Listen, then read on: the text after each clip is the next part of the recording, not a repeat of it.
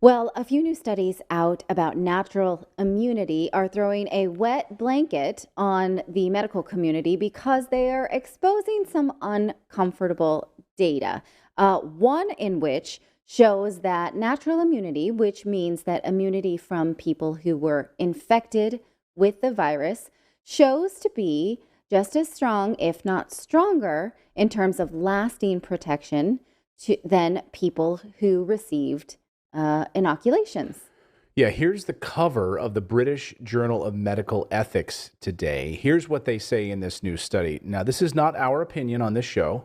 This is the journal, and this is what the journal says. We're quoting what what the Journal of Medical Ethics says. I'm going to quote it verbatim, okay? Here's what it says. While we clearly cannot settle the scientific debates on this point, we suggest that we lack clear and convincing scientific evidence that vaccine-induced immunity has a significantly higher protective effect than natural immunity. Since vaccine requirements represent a substantial infringement of individual liberty, as well as imposing other significant costs, they can only be justified if they are necessary for achieving a proportionate public health benefit. Without compelling evidence for the superiority of vaccine-induced immunity, it cannot be deemed necessary to require vaccination for those with natural immunity. Subjecting them to vaccine mandates is therefore not justified. So, this is a policy paper, right? Mhm. It is saying that in stating mandates that says everyone must take this pharmaceutical product, Mhm. right?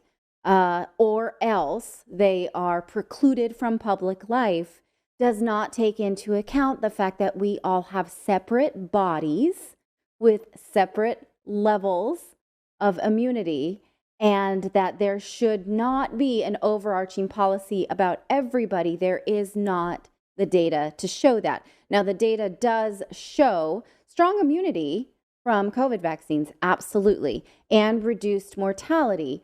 But what this paper is arguing again is against blanket policies. And Dr. John Campbell, who's done a great job, he's a very clear, concise, thoughtful voice on this. Dr. John Campbell points out that the oddness of sort of this one-size-fits-all approach, he looks at a number of these natural immunity studies. Here's what he has to say about it. We need to treat people on an individualized basis, not this one-size-fits-all basis. Why are governments going for this one-size-fits-all basis in their guidelines? All of the included studies found at least statistically equivalence between the protection of full vaccine and natural immunity. So same, they are the same in this data. And 3 studies found superiority of natural immunity. Interesting, right? Yes. Then you have the New England Journal of Medicine out with a new study published in the New England Journal of Medicine, backing up these claims that natural immunity provides greater protection from COVID-19 infection than multiple doses. Natural immunity wins again, Johns Hopkins Dr. Martin Makary tweeted alongside a link to the study. Here's Marty Makary, a doctor from Johns Hopkins. Natural immunity wins again. New England Journal study, natural immunity protection was higher than that conferred after the same time had elapsed since receipt of a second dose among previously uninfected persons, and a link to the study. And this as we continue to have more data, not just about the antibodies, which a year ago, people were testing antibodies sort of in this quantified life, oh, can I go on that vacation? Let's test my antibodies. But now we know antibodies are not the only game in town. There are several things and several markers about your immunity. And these studies that come in also look at T cells and other health markers that would provide evidence of a more holistic immunity to COVID. Jimmy in our chat says, bro, these studies are so late to the party. I feel the same way, bro. Really. I mean, it's unbelievable, right? It really is. So and then Marty, the doctor from Johns Hopkins says, what's the motivation to push one plan over? He says, well, where's the humility right now of the public health officials to simply say, hey, we got this so wrong? Macri questioned in a second tweet. Many lives were ruined, credibility was lost, and tragically, these doses were rationed to those with natural immunity early in the vaccine rollout as non-immune seniors died clamoring to get those vaccines, right? Yes. So that's really, think about that for a second, that in all of that craziness in the beginning of this, right, they were just without any awareness, or maybe not awareness, or focus on natural immunity.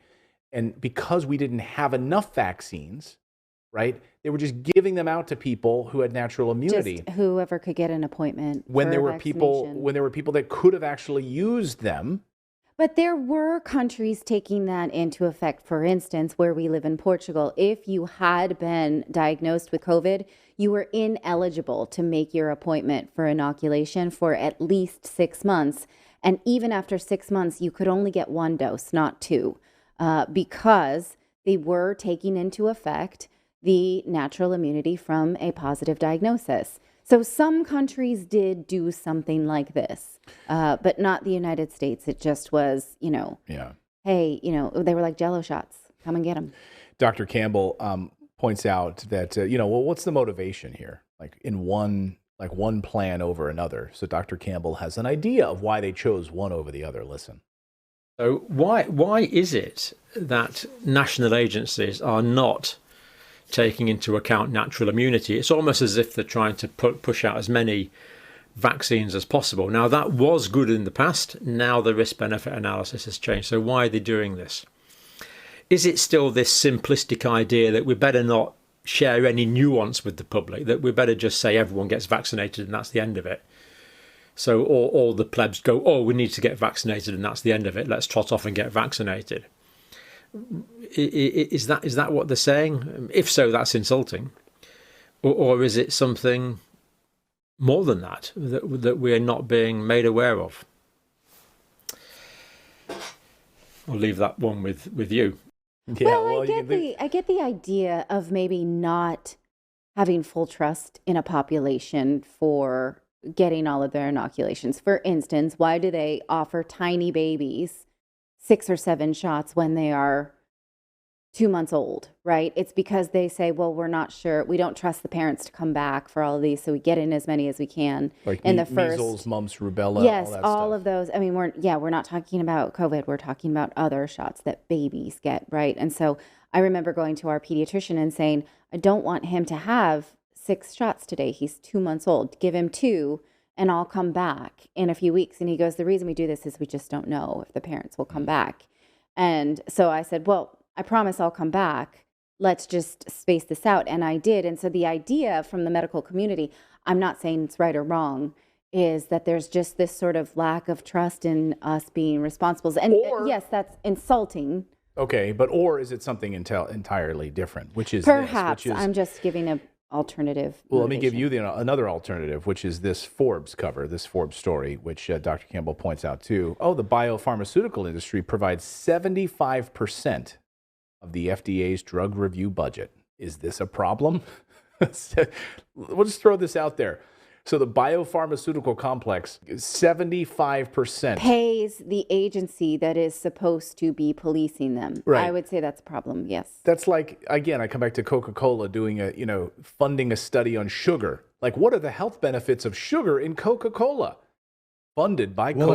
And that was a major problem all along, is like most of the articles that we got initially were all funded by, like, people would share articles with me and say, no, go read this. And I'd go in and then I'd see one of the contributors was the CEO from Moderna. It's like, you're sending me articles that have been manipulated potentially by the pharmaceutical, and all the people that had something different were all marginalized. You've got doctors that knew about the natural immunity from the beginning that have been marginalized. So it's like, it seems that one narrative was the only one that could be allowed and the other was not. Unfortunately, you know how YouTube is with this crap, sadly. So we have I sat down with Dr. Peter McCullough. I encourage you, we cannot even show that interview here on YouTube because you know how they are. We have it over for your full watching. I encourage you all to go over to Rumble. Please watch it in its entirety on our Rumble channel. It's just redacted.com or rumble.com/redacted. My hour-long interview with Dr. Peter McCullough, who has a new book out on COVID, and really, really eye-opening. Please go watch that. So, yes, that's what we can say about this on natural immunity today. here on Redacted, because we know how they are about this crap. Thank you so much for subscribing to our channel. You know, we've been banned, we've been blocked, we've been censored. That's why we started our own website, to stay connected with you for free. That's right. So head on over to redacted.inc and make sure you're connected with us. You can sign up again at redacted.inc, not .com.